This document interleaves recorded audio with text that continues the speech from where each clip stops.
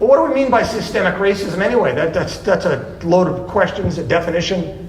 Here's a common definition. Any practice or policy that creates or perpetuates racial disparity or inequality. Remember, this movement believes that inequality entails injustice.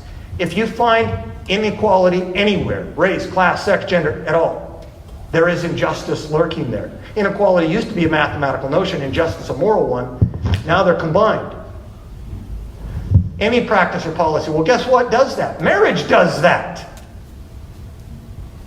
If you're married, there will be inequalities financially than if you are single in a non-married home, raising children. So what, we get rid of marriage? We do what Marxism or socialism does across the board and makes everyone poorer? About basketball, 75% of the athletes are black. Inequality entails injustice? Or do we want to say there's some merit there? They're good. Well, what about the policies? It's discriminatory against someone. Who? Well, the hoop has to be 10 feet tall. Who's it discriminated against? Where does the privilege of power to come in? The tall people, not the short people. That's a policy and practice that creates or perpetuates disparity or inequality. Maybe not racially, but someone. I mean, people are paying millions of dollars who are taller. Remember that early illustration, equality versus equity, standing on the thing? How are you going to make up for those people? That is a systemic problem.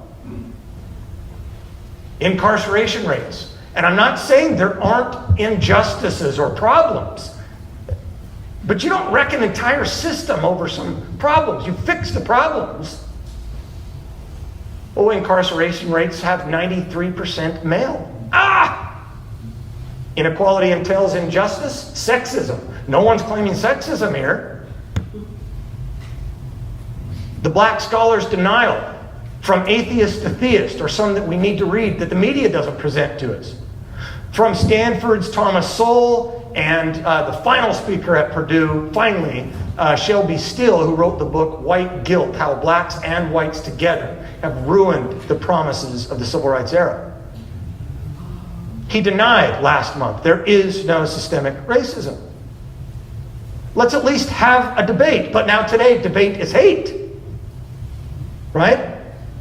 Or let's hear from atheist scholars, like John McWhorter at Columbia University, African American, who also denies it and sees the Marxism in this stuff.